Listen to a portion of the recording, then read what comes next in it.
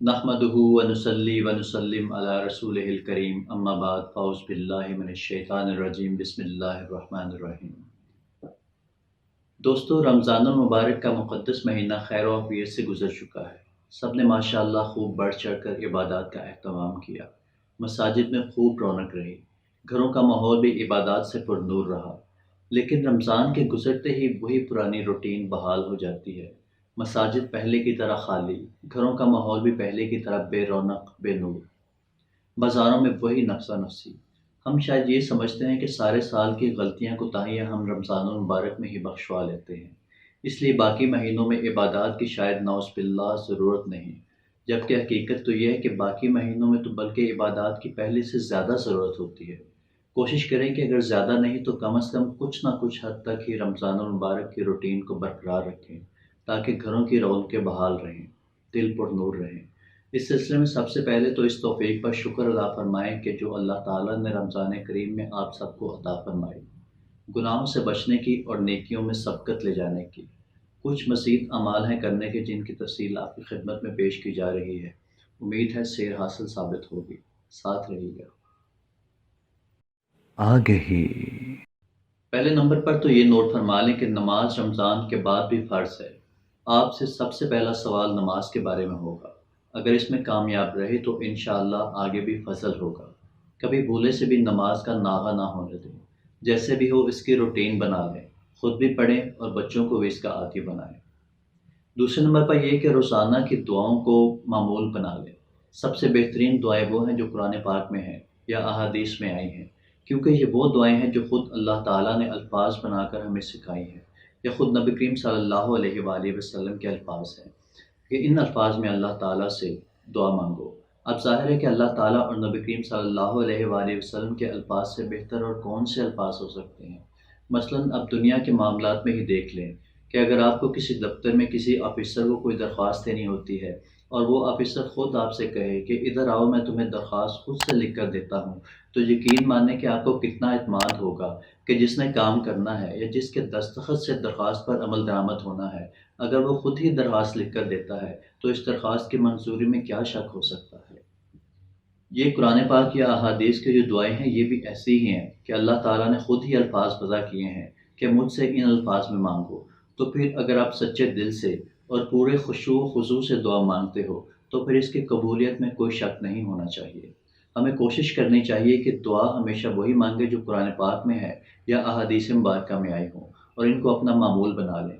یقین مانیں کہ دعا سے آپ کی زندگی برکتوں اور نعمتوں سے بھر جائے گی۔ نماز کے بعد تو دعا ضرور کریں، لیکن اس کے علاوہ بھی برکت کے اوقات میں دعاؤں کا معمول نہ چھوڑیں۔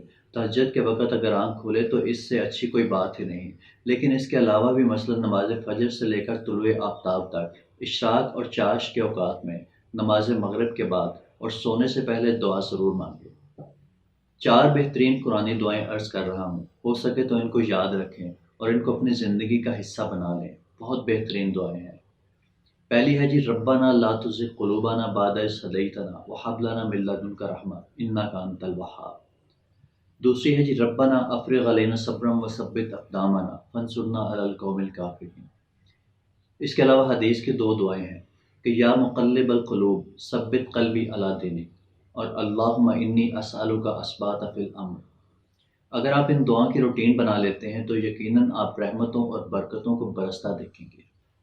اس کے علاوہ ہے جی کہ رمضان المبارک میں تو تلاوت قرآن پاک لوگ کرتے ہی ہیں، لیکن رمضان کے بعد بھی اس معمول کو جاری رکھیں۔ قرآن پاک کی روزانہ تلاوت ضرور کریں، کبھی اس کا ناغہ نہ کریں۔ روٹین میں کریں، چاہے 1/4 پارہ ہی پڑھ لیں۔ اس کو معمول بنا لیں کہ روزانہ 1 مرتبہ قرآن پاک کھولنا ضرور ہے وضو کر کے۔ 10 منٹ پڑھ لیں، 15 منٹ پڑھ لیں، لیکن پڑھنا ضرور ہے۔ احادیث میں بہت سے وظائف کا بیان ملتا ہے، ان وظائف کو معمول بنا لیں، جیسا کہ لا الہ الا اللہ 100 مرتبہ پڑھ لیں صبح اور 100 مرتبہ شام کو، یہ افضل الذکر ہے۔ درود شریف، اس کی برکات کی کوئی حد نہیں۔ نبی کریم صلی اللہ علیہ وآلہ وسلم کی ایک حدیث کے مطابق اگر کوئی شخص کوئی اور وظیفہ نہ بھی کرے، اگر سارا وقت درود شریف ہی پڑھتا رہے تو یہی اس کے لیے کافی ہے۔ اور درود شریف ایک ایسی عبادت ہے جو کہ براہ راست نبی کریم صلی اللہ علیہ وآلہ وسلم کو پیش کی جاتی ہے۔ اس کے علاوہ ہے جی تیسرا کلمہ، سبحان اللہ والحمد للہ ولا الہ الا اللہ واللہ اکبر ولا حول ولا قوۃ الا باللہ العلی العظیم۔ تیسرا کلمہ اللہ تعالیٰ کو بہت محبوب ہے۔ حدیث شریف میں آتا ہے کہ سورج جن چیزوں پر طلوع ہوتا ہے، یعنی جتنی بھی چیزیں ہیں، ان سب سے زیادہ محبوب اللہ تعالیٰ کو یہ تیسرا کلمہ ہے۔ ساتھ چوتھا کلمہ بھی شامل کر لیں، لا الہ الا اللہ وحدہ لا شریک لہ لہ الملک و لہ الحمد یحیی و یمیت وہو علی کل شیء قدیر۔ نبی کریم صلی اللہ علیہ وآلہ وسلم نے فرمایا کہ جس نے 100 مرتبہ یہ کلمہ صبح کے وقت پڑھ لیا، اس سے زیادہ نیکیاں کوئی شخص اپنے اعمال میں جمع نہیں کر سکتا سوائے اس کے کہ جو اس سے بھی زیادہ مرتبہ یہ کلمہ پڑھے۔ اس کے علاوہ حدیث شریف میں آتا ہے کہ 2 کلمے ہیں کہ زبان پر بہت ہلکے ہیں، ترازو میں بہت بھاری ہیں اور رحمان کو بہت محبوب ہیں۔ وہ کلمات یہ ہیں، سبحان اللہ و بحمدہ سبحان اللہ العظیم، 100 مرتبہ صبح اور 100 مرتبہ شام کو پڑھ لیں۔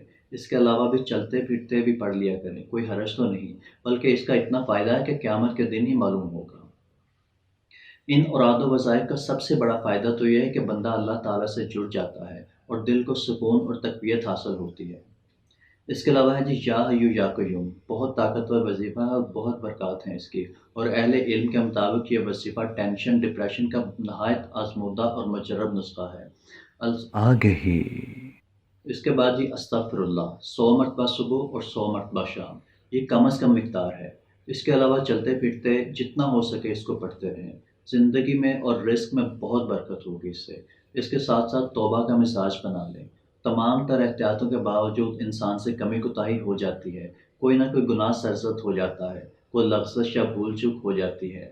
اس کے لیے توبہ کا مزاج بنائیں کہ جب بھی کوئی کمی کوتاہی ہو جائے تو توبہ استغفار کریں۔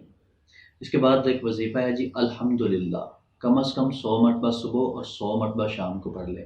اللہ تعالیٰ فرماتا ہے کہ اگر تم شکر کرتے ہو تو میں تم کو زیادہ عطا کرتا ہوں۔ آگے ہی ان اذکار کو اپنی روزمرہ زندگی کا حصہ بنا لیں، مسجد سے جڑ جائیں، نماز باجماعت کا خاص طور سے اہتمام کریں۔ رمضان میں جو توبہ طائب کرتے رہے ہیں اس پر قائم رہیں، اور قرآن کی روزانہ تلاوت کو بھی بالکل مس مت کریں۔ ذکر اور دعا کا معمول نہ چھوڑیں، بے شک اللہ کے ذکر سے ہی دلوں کو سکون ملتا ہے۔ اور اب آپ سے ایک درخواست ضرور ہے کہ خدا را اپنا مزاج بنا لیں کہ احکامات الہی کے سامنے جھک جائیں، سر تسلیم خم کر لیں، خود پڑھ لیں یا کسی مولانا صاحب کی نقل کر لیں، لیکن اللہ تعالیٰ کے احکامات کے سامنے باطل تعویلات بالکل پیش نہ کریں۔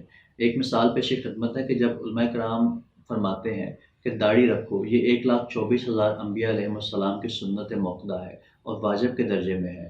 کوئی بھی نبی ایسا نہیں گزرا جس کی داڑھی نہ ہو وغیرہ وغیرہ، تو فوراً یہ کہیں گے کہ لو جی سارا دن داڑھی میں ہی تو نہیں ہے نا۔ بھئی کس نے کہا ہے کہ سارا دن داڑھی میں ہے؟ علماء کرام تو فرماتے ہیں کہ ہمارا دین داڑھی رکھنے کا حکم دیتا ہے۔ کوئی کہے گا کہ داڑھی والے تو آج کل یہ کرتے ہیں وہ کرتے ہیں، بھائی ان باتوں کا کیا تعلق ہے آپ کے سنت پر عمل نہ کرنے سے؟ یہ وہ باطل اور رقیق تعویلات ہیں جو خالص شیطان کی سجائی ہوئی ہوتی ہیں۔ ایک سنت عمل کی آپ کو دعوت دی جا رہی ہوتی ہے، اور کوئی عالم دین خود سے تو گھٹ کر یہ بات تو نہیں کر رہا نا، قرآن و حدیث میں ہے، اور اللہ اور اس کے رسول کی باتیں ہیں، اور منبر رسول صلی اللہ علیہ وآلہ وسلم کا تقاضا ہے اور علماء کی ذمہ داری ہے کہ آپ کو ان باتوں سے آگاہ کریں اور آپ کو یہ باتیں بتائیں جو قرآن و حدیث میں موجود ہیں، اور اگر وہ نہیں بتاتے تو قیامت کے دن ان سے پوچھا جائے گا۔ آپ کا اگر داڑھی رکھنے کا ارادہ نہیں ہے تو نہ رکھیں، لیکن ایسی لغو تعویلات تو ہرگز نہ گھڑیں۔ اپنی کوتاہی کو ماننے کہ بے شک اللہ تعالیٰ کے رسول صلی اللہ علیہ وآلہ وسلم کی سنت ہے، لیکن مجھے بھی توفیق نہیں ہے۔ دعا کر دیں کہ اللہ تعالیٰ مجھے توفیق عطا فرما دے۔ یہ تو ایک مثال بیان کی گئی ہے، اس طرح شریعت کے اور بھی دیگر کئی طرح کے احکامات ہیں۔ یاد رکھیں کہ عمل نہ کرنا ایک چھوٹا گناہ ہے۔ ہو سکتا ہے کہ آج آپ عمل نہیں کر رہے تو کل اللہ تعالیٰ آپ کو عمل کی توفیق عطا فرما دے، لیکن استہزاء اور سنت کو جھٹلانا ایک گناہ کبیرہ ہے۔ اس سے بعض اوقات انسان ایمان سے بھی محروم ہو جاتا ہے۔ درخواست یہ ہے کہ اسلام کے جو احکامات آپ کے پاس صحیح دلیل کے ساتھ پہنچے ان کو مانیں اور ان پر عمل کریں، اور اگر ابھی عمل کی توفیق نہیں ہے تو کم از کم ان کو جھٹلائیں نہیں اور ان کا مذاق مت اڑائیں۔ اور آخری بات جو اس سلسلے میں عرض کرنا چاہوں گا وہ یہ ہے کہ رمضان کے بعد اب کرنے والے کاموں میں سے ایک یہ بھی ہے کہ اہل استقامت اور اہل عزیمت کے احوال پڑھیں۔ سب سے زیادہ اہل استقامت اور اہل عزیمت انبیاء کرام علیہم السلام ہے، اس کے بعد صحابہ کرام رضوان اللہ علیہم اجمعین ہے۔ اللہ تعالیٰ کا پیغام لوگوں تک پہنچانے کے لیے جو تکالیف انبیاء کرام نے برداشت کی ہیں کوئی اور ان کا تصور بھی نہیں کر سکتا۔ انبیاء کرام کے قصص قرآن پاک میں اس لیے تو آئے ہیں، ورنہ قرآن پاک نعوذ باللہ کوئی کہانیوں کی کتاب تو نہیں ہے۔ در حقیقت قرآن میں نبیوں کے قصے اسی لیے بیان کیے گئے ہیں تاکہ ہمارے اندر استقامت اور ہمت پیدا ہو۔ قصص القرآن اور قصص الانبیاء کے نام سے علماء کرام نے مختلف کتابیں لکھی ہیں۔ مولانا حفظ الرحمان صحاروی کی مشہور کتاب ہے قصص القرآن کے نام سے۔ ایسی کتابوں کا مطالعہ کریں۔ اور سب سے بڑی چیز جو آپ کے اندر استقامت پیدا کرے گی اور آپ میں دین پر چلنے کی ہمت پیدا کرے گی، وہ نبی کریم صلی اللہ علیہ وآلہ وسلم کی سیرت مقدسہ ہے۔ سیرت پر کتابیں پڑھیں، یوٹیوب پر علماء کرام کے خطبات سنیں، مولانا شبلی نعمانی کی کتاب سیرت النبی اور اس جیسی دیگر کتابوں کا مطالعہ کریں، شاہ نامہ اسلام پڑھیں یا یوٹیوب پر سن لیں۔ ایک اور بہت ضروری چیز کہ نفلی عبادات پر اپنے نفس کو مجبور کریں، اس پر جبر کریں، آپ کے فرائض کی حفاظت رہے گی۔ اگر آپ اپنے نفس کو چھوٹ دے دی کہ کوئی بات نہیں، نفل تو نفل ہی ہے، اس کی خیر ہے، بس ہم سے فرائض ادا ہو جائیں تو ہمارے لیے یہی کافی ہے، یقین کریں کہ آپ کے فرائض بھی چھوٹ سکتے ہیں۔ نفلی عبادات در حقیقت فرائض کے آگے لگے ہوئے بیریئرز ہیں، جیسے کسی اہم جگہ کی حفاظت کے لیے بیریئر لگایا جاتا ہے تاکہ کوئی حملہ آور قریب نہ آ سکے۔ اسی طرح فرائض کی حفاظت کے لیے اور فرائض کی پختگی کے لیے نفلی عبادات کا اہتمام بہت ضروری ہے۔ ویسے بھی حدیث شریف میں آیا ہے کہ جس کے فرائض میں اگر کوئی کمی نکلی تو نوافل سے اس کمی کو پورا کیا جائے گا، یعنی اگر زکوٰۃ کی کوئی کمی نکلی تو صدقات سے اس کمی کو پورا کیا جائے گا۔ اس لیے انسان کے پاس نفلی اعمال کا بھی ایک اچھا خاصا ذخیرہ ہونا چاہیے۔ فرائض میں اس کی کمی اور کوتاہی کو پورا کرنے کے ساتھ ساتھ فرض کی حفاظت بھی کرے گا اور فرض میں جان بھی پیدا ہوگی۔ ایک اور بات کہ اگر ہو سکے تو علمی اور اصلاحی مجالس میں شرکت کا اہتمام کریں۔ صحبت انسان پر بہت اثر ڈالتی ہے۔ مثلاً علماء کرام کی صحبت سے آپ میں دین پر چلنے اور دین پر عمل کرنے اور دین کی خدمت کرنے کا جذبہ پیدا ہوگا، جبکہ بری صحبت آپ کو دین سے بیزار کر سکتی ہے، آپ کو لبرل بنا سکتی ہے، حتیٰ کہ اللہ تعالیٰ معاف فرمائے کہ کچھ لوگوں کو فقط بری صحبت کی وجہ سے الحاد تک بھی جاتے دیکھا گیا ہے۔